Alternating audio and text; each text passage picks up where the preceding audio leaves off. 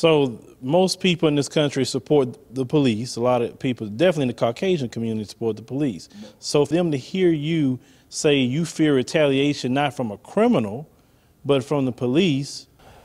Most people don't have the interaction with police that you, and I say you or I, might have as African-American males. We've just talked about it. If I'm doing everything the police officer says, if I'm being compliant, and I'm still shot, I'm still tasered, I'm still batoned, most people don't have that fear or that worry or that concern. So it's very easy for that person to support the police. And it's very easy for me to understand why that person won't understand my concerns as a black, because I'm still a black male. Don't get it twisted. I'm a police officer, but I was born a black male. I'm going to die a black male. I wasn't born a police officer.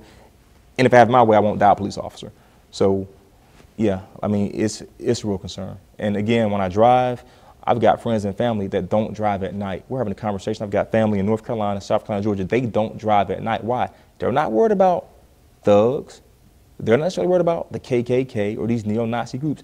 They're worried about what's going to happen if I get stopped on I-49 or I-20 at midnight by some rogue police officer and I'm out there by myself. And that is a real concern for African-American people. You know it's the case. I know it's the case. And so to say that people don't fear the police, I mean, I see people telling kids all them, hey, there's a police officer. I'm going to tell you, he's going to take you to jail. That's not right. But that's a historic fear that we have of police. So basically what you're saying is these black people are living in a state of terrorism. I would say yes. Yes. I mean, they fear that no matter what they do, they can potentially be victimized by a police officer that's taking rogue action or that's not protecting and serving them. If you want to see the full interview with Captain Vance Keys, and I can tell you it is a good one. He dropped a lot of dimes. You can see it right now on Patreon. If you are a member, it'll be available to you.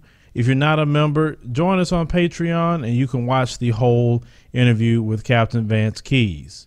We will put the whole video up publicly at a later date, but we want to offer those who want to see it today to do that on Patreon.